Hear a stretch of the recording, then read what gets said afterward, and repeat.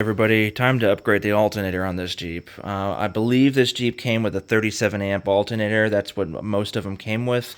I think in 75 or 76 it might have changed to a larger alternator. I can't remember. Mine is a 76, so I mean there's really no markings on this ancient alternator besides Motorola.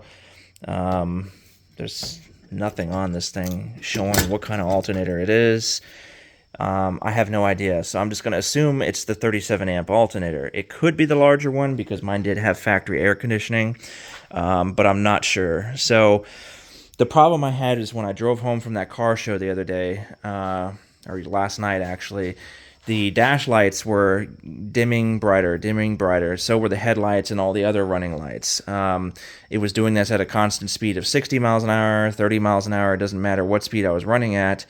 And it was doing it at idle too. So either the alternator is failing, the belt was too loose, which it didn't feel loose to me, or it could be a bad ground maybe, which I doubt, or that's a possibility actually, because there are a lot of old grounds on here I need to clean, but there is a new ground run on this car, so I don't think it's that. Or the regulator. I'm not sure which one is the regulator. I think it's this box right here. Or the regulator is bad. Or it could be this thing. I don't know. Or going bad. One of the two. I don't know. So I want to upgrade the alternator. I have my Grand Wagoneer's 94 amp Delco alternator. Now the big difference between these two is this one has a 2-post connection right here, not counting the main one. This one only has a 1.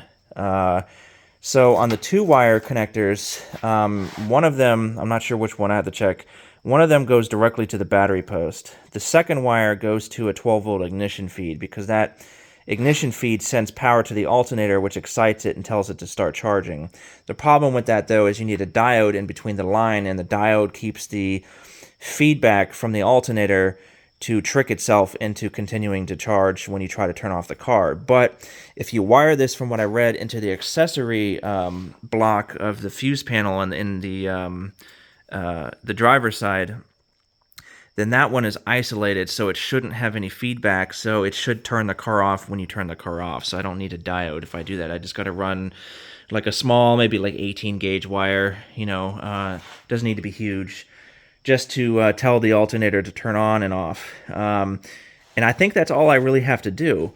I don't know if I have to disconnect these or if I can just leave them plugged up.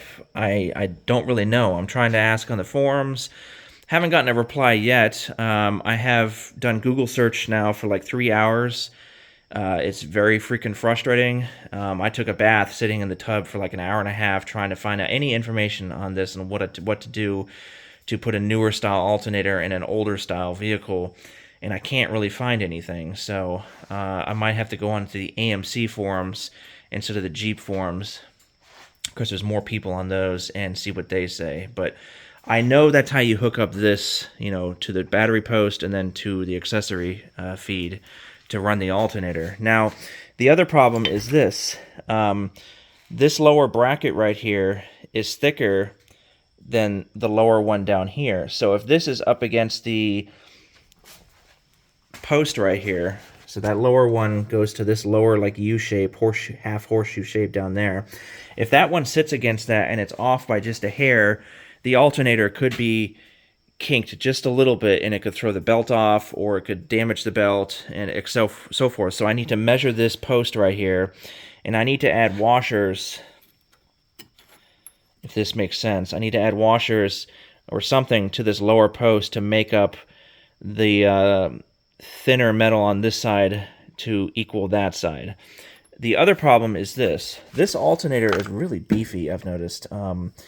This point right here is 3 inches from here to here.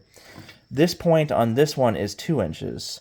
Now, the original one, this is the bolt that goes through and it bolts up to the engine block.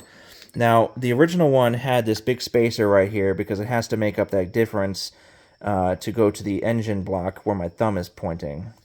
If I put this one on here, it's still off by 1 inch. Thankfully, I do have some spacers here. See, some metal spacers. So when I put these on here, this almost makes 3 inches right here. Very, very close. If I take a washer, add it on there, and then I measure from point A to B, it's exactly 3 inches, just like this side. So then I can bolt that alternator up to the engine block like this. I know that's weird and it's ghetto, but it'll work. There's nothing wrong with it, in my opinion. Now, problem number 3 is the bolt holes on this thing, the original one, are pretty big. I'm not sure what size bolt this is, maybe 1/2 inch or something, or I'm not really sure exactly, but this bolt will not fit in the new alternator. Very, very close, but it won't fit. So I'm going to have to take a drill bit, and I'm going to have to drill this hole slightly larger so that bolt will go through. The problem in doing so is I'm worried, is this going to crack with that extra metal taken away, because it's already pretty thin. If you look at the outer diameter, the metal that my fingers are rubbing right now, it's already thinner than the original alternator, which is very thick. The original alternator is just really beefy. I don't know why, but it just is. I don't think it's going to cause an issue. It's just a slight shave I need to do just to get the bolt in there. And I don't think adding these, these like little shims or whatever are going to do anything, because, I mean, they already did it from factory with this one. What is an extra inch going to do, So I think it'll be fine. So this alternator is going to have washers down here to make this thicker. It's going to have these spacers up here to make it longer. I'm going to have to drill this hole bigger so the bolt will actually go through it. And then it should be fine. The pulleys, I think, are the same size. Let me check right here. I have to measure them, but they look the same size by just looking at them. It doesn't really matter. I could take one off of the other and swap it if I had to. So once this is done and the wires are hooked up, like I said, I think it'll be okay. And then what I also have to do is I have to, because I already bypassed the amp meter and the dash, but the problem is I'm going to run the alternator wire directly to the starter solenoid, and then the starter solenoid, this wire right here, to the battery. So then the battery gets basically directly charged from the alternator, which is the way it should be in my opinion.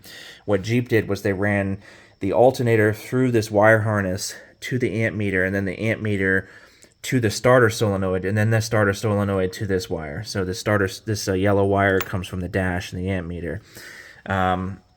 But the dash cluster still needs power. So I'm going to disconnect this yellow wire right here, which has a fusible link on it. And that yellow wire is going to, this yellow wire is still going to stay on the starter solenoid, so it has power. That power will send power to the cluster and all the wires that it needs to. And then the red wire that it comes back out of, like right here, this thick red wire in here, 10 gauge wire. I don't know if you can see that. That 10 gauge wire needs to be cut and it needs to be capped off, because it doesn't need, to be honest, it should be cut over here because you don't need that anymore. So, and then it needs to be sealed with heat shrink. So, because you got, power going through the dash and so forth, and it still goes through that red wire. So, anyway, that's all you have to do. And I think that's it. I don't really know what I need to do with these things, though. Not sure which one is the regulator, this one or that one. Do I just leave them alone? Do I need to unplug them, not mess with them anymore? I'm not really sure, to tell you the truth. I don't think I'll need them anymore.